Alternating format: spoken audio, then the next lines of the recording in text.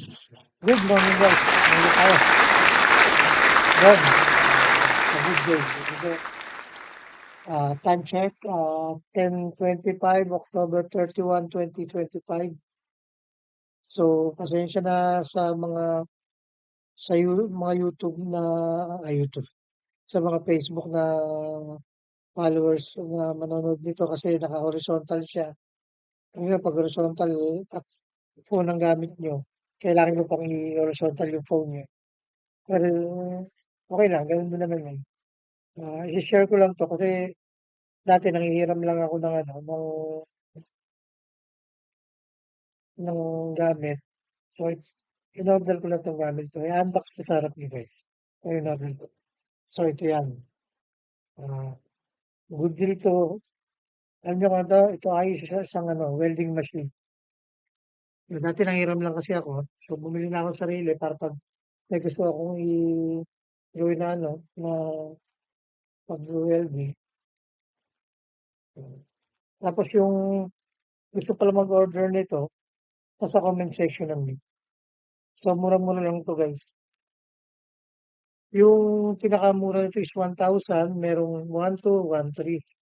Kaya 1,300 ang binili ko kasi mas mataas yung nito, 500 amperes. Yung 1,000 kasi nasa 200 kaya yata yung 1,200. Basta yung pinakamataas na amperahe, yun yung binili ko. Yan. Ano natin.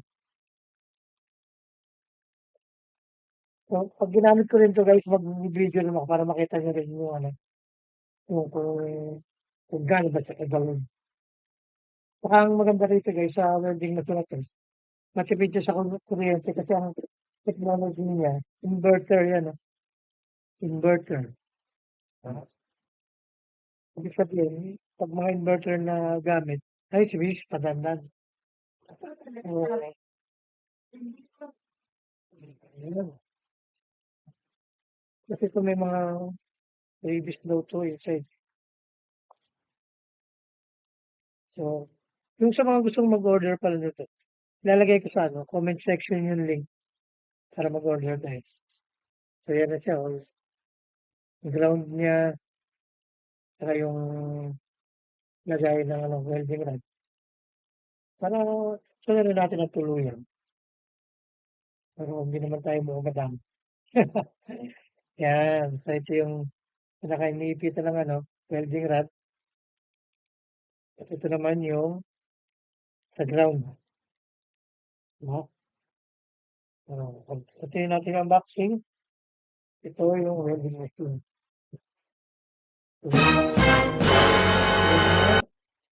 Purple star. Purple star. Yan. Kasi ito yung digital yan guys. Yung pinaka niya. Yung settings ng amperahe. Ng amperes. Digital. Tapos meron siyang fan sa likod na pag inan nyo, hindi talaga siya mag-iinit. So, kaya ako binili ito, may review na kasi yung kapitbahay ko na may ganito raw siya, na ginagamit pa niya na pang-kontrata sa construction, 2 years na daw.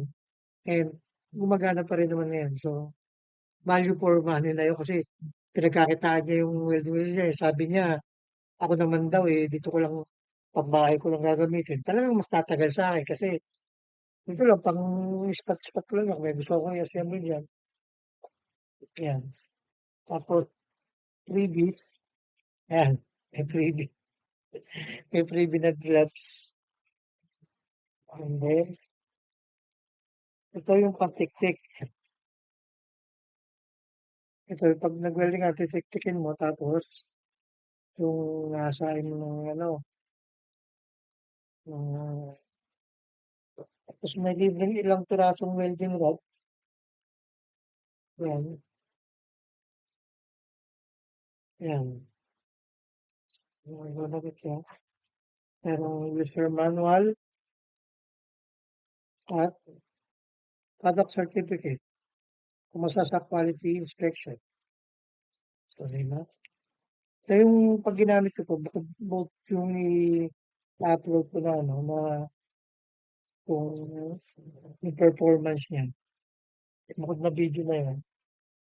So, ang hinahanap ko yung sunglass daw na pang-welding na.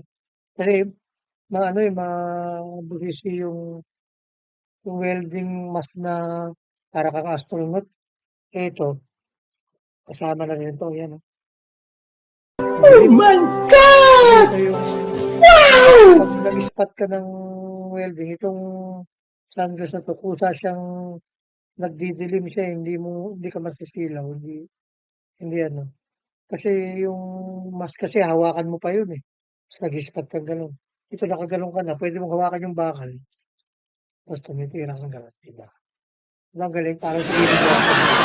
Pangarap ko pinaiba. Ayun, ayun na, kumpleto na. Salamat sa panonood and continue following me and later yung video kung anong paggamit ko. Maraming salamat, mag-ingat tayong lahat at God bless.